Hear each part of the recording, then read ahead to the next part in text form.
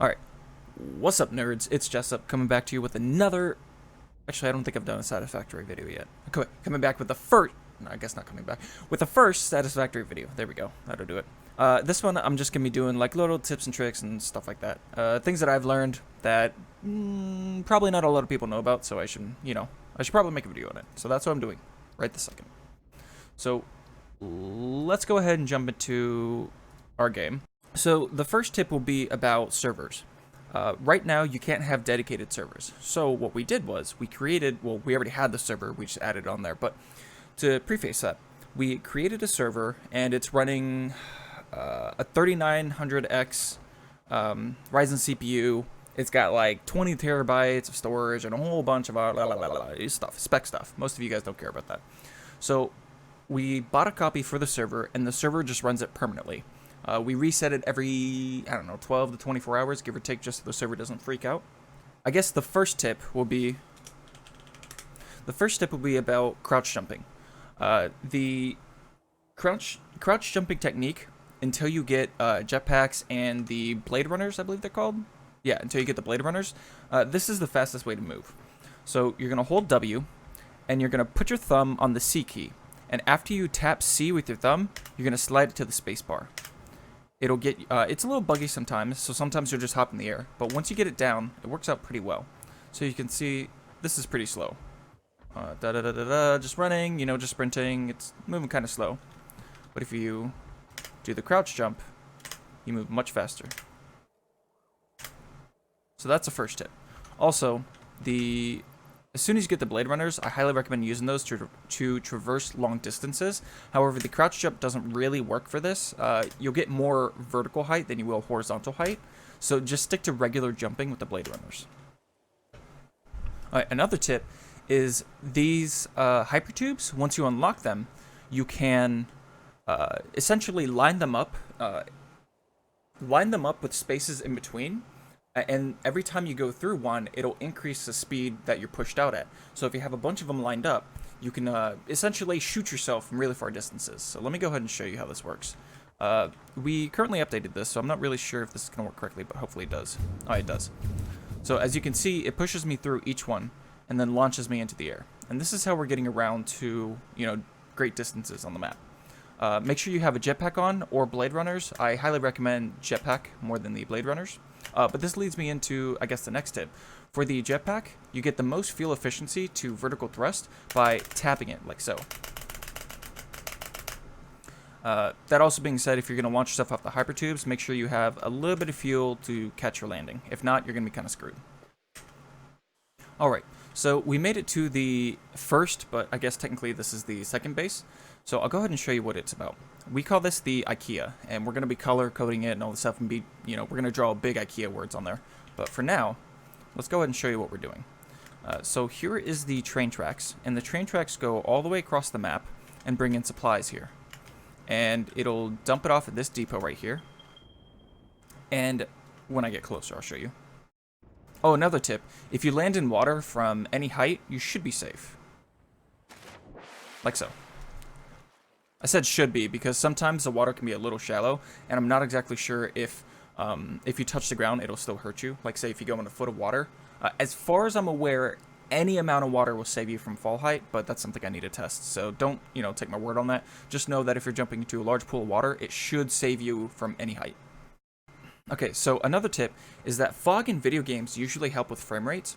However, now that we've gotten, technology's advanced so far, we don't really draw fog for frame rate issues. We draw fog for, cinematic experiences and stuff like that. So to disable this, because it looks way better with it disabled, you're going to do Control-Shift-L, and that activates the tilde command for the command console. So then I'm going to hit tilde, which brings up this box. If you hit it again, it brings up an even larger box just to see previous entries. So you're going to type in r.fog space false. And that turns off the fog. Then you can hit tilde again, and as you can see, we now have no fog. It does mess with some of the coloration of waters and stuff like that, but I mean, to me, this looks way better than having fog on. So I can go ahead and turn that back on, show you what that looks like. Oh, that's not it. It's r.fog. It's false to turn it off. but it's 1 to turn it on. Yeah, that's right. So there you go. That's what that looks like. But let me turn it back off.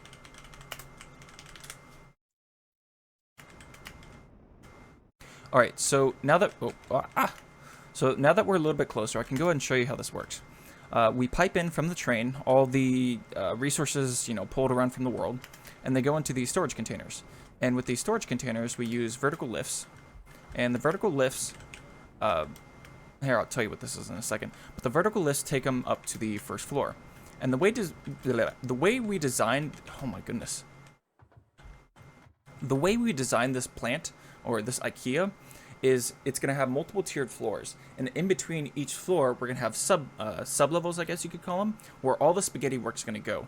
And I highly recommend doing stuff this way, that way, or at least a way that you can keep track of, that keeps a lot of the factory clean. Because if not, you're going to have, conveyor belts running every which way and it's going to get kind of crazy. So we have these subfloors in between the actual floors. And I think this IKEA has 4 floors total. And the easy way we traverse that is by taking these hypertubes. So each one of these hypertubes will lead us up to a different floor. I'll take this one because this one is the highest up, so you can see. Excuse me. So not only do we have subfloors, we also have sub-walls. And just like a house in real life, it's just like a real house, it's not like a wall and then the outside elements are protecting you. There's usually gaps in between the walls and multiple walls, or in your house and stuff like that. So that's how we designed this. We designed an inner wall and an outer wall. The outer wall, protects us from the outside elements, whereas the inner wall hides all the spaghetti work. And we did this by having the sub-level below the level we're going to be working on. Let me show you inside. So inside here, you can see it's all spaghetti work. And if I were to go down to another subfloor, more spaghetti work, etc., etc. Go down to the next one. More spaghetti work. And these walls really only take concrete, so it's not that hard to put up. You just plop them up and you're done. So a little bit more about this factory. On each one of these floors, starting from the very bottom, we go from basic materials that are, I believe they're only using constructors, and then the second floor we use assemblers, and the third floor we use manufacturers. And it just keeps it, I guess, congruent with each other and easy to manage, essentially. So anything that's built on the first floor gets piped into the second subfloor. Anything from the second subfloor gets piped on the second floor. Again, second floor all the way to the third subfloor all the way to the third floor, and again, fourth subfloor to the fourth floor. And it keeps it generally organized so that we can, I guess, correctly divvy out the right amount of materials and everything. So like these, for example, are creating batteries. And these are kind of backed up because our storage container's full. But what I did want to show you is that, let's go back down to the first floor. The first floor we call the office. And instead of coming to, say, this conveyor belt and grabbing things that we need, because that may take a little while, we may need stacks and stacks of this stuff. On the first floor, we created the office. And the office has a conveyor splitting off, a level 1 conveyor splitting off from everything that we have. And over time, it'll fill up these cargo containers. The reason why we're using level 1 splitter or level 1 conveyors is because since we have the server running 24/7, we don't care how fast this fills up. We just care that it does fill up.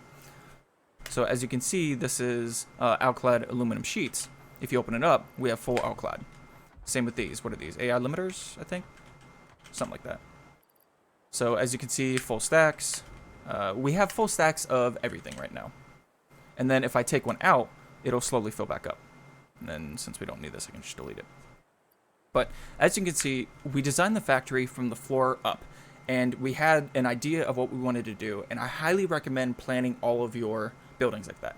So now that I've shown you the IKEA, let me go ahead and show you our new base, our final new base that we're working on. All right, again with the hypertubes. The more hypertubes you add, the further you get launched. We figured that this is a decent amount. We should be able to add a few more on there to make it 100% to the base, but I mean, for now, it's fine. Also, do note that if you're doing the hypertube transports, you can sometimes be killed by it by like being launched into the side of a tube really fast. So sometimes it'll kill you. I'd say like 9 out of 10 times it's successful, whereas that 10% will sometimes kill you. Just be aware of that. And usually when you go through the hypertubes, you don't want to touch the controls. Usually when going through the hypertubes, you don't want to touch the controls because that can mess up the trajectory and the speed, momentum, and everything. So you just want to go ahead and leave that alone. So as you can see here, this is our third and final base. Now, the way we design this is there's going to be rooms in each cardinal direction, north, east, south, west. And those split off from those, we're going to have the, I guess, sub-cardinal directions. I don't know what they're called, honestly. I'm kind of big dumb like that. We have more buildings spaced out. And the large structures down below each have about 8 floors. As you can see, 8 floors. About 4 walls high. Some of them are 4 walls high, some of them aren't. And inside each one of these, we dedicate to a specific resource. So one of them is dedicated to just iron, copper, steel, etc., etc.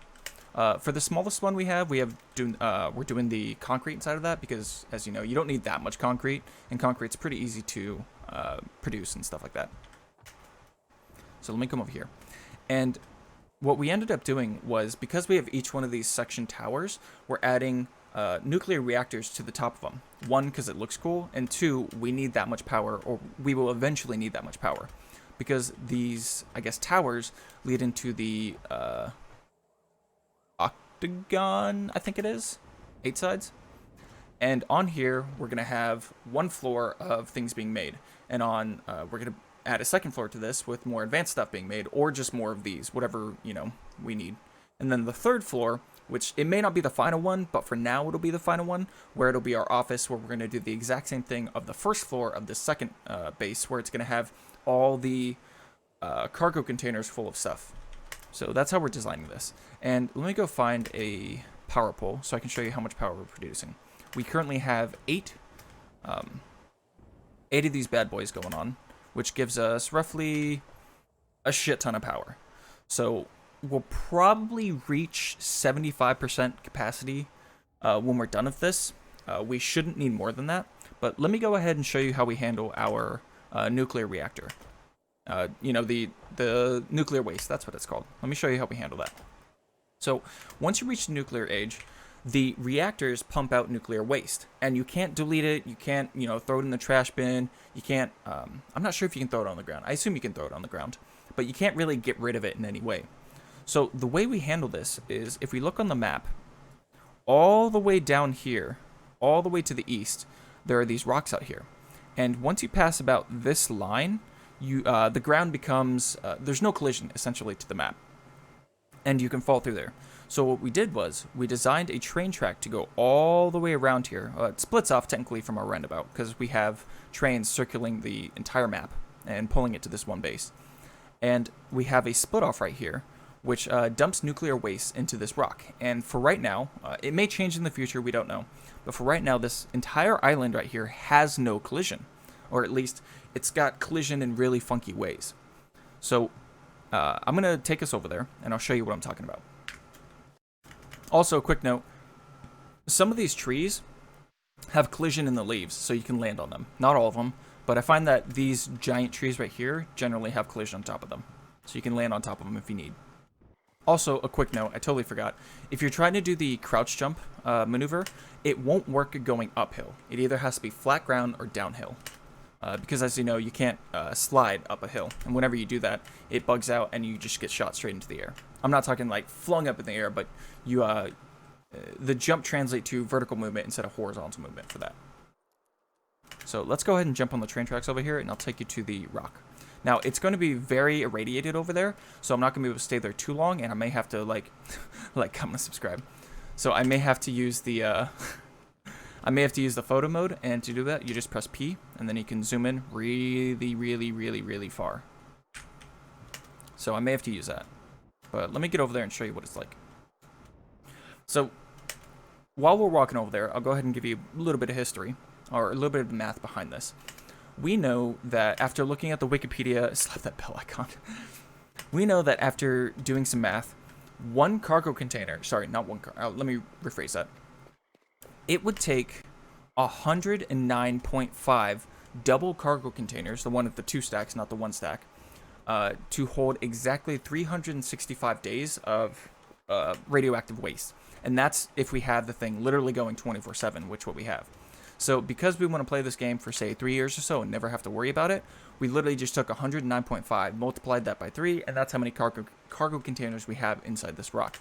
We decided to do about 110 to 120 just in case math is off, or in case they change the recipes or something like that. So that's how we have this designed right now. So when we get over there, I'll show you what it's like. Also, the imaginary line for the collision is roughly about here. Once you get past this area, collision becomes really wonky. So you have to be careful out here and build a lot of platforms and supports. I'll show you real quick. As you can see, if we jump in here, there's no collision. And you can see beneath the world. So be kind of careful. Alright, hopefully I can get inside the rock to show you. Oh yeah, this also happens. Once you reach a certain area, everything sort of like, level of detail drops like crazy. I think it goes to load 1, or not load 1, probably whatever the max load is, because 0 is start of a raise, so that technically would be the very beginning. But let's go ahead and go in here, apply this jetpack, and I'll show you what we're doing. I don't want to get too close again. So we have all of these cargo containers essentially linked together, and they loop within each other to end at the very end. And there should be a total of roughly 300 here, so this should give us more than, you know, anywhere from 2 to 3 years worth of stable storage for our nuclear waste. And if I hit P, show you, goes all the way down there, and they're taken in there. Again, I don't want to get too close because this is full of radioactive waste, but this should be enough. And I highly recommend looking for a place like this. It doesn't have to be this exact place, but look for somewhere that you're never gonna go. That way you can just leave your nuclear waste there and never have to deal with it again. Because honestly, it helps a lot. But I guess that'll be the end of this video. Like, comment, and subscribe, share with your friends, you know, yada, yada, yada, do whatever you want. And that'll be it. Peace!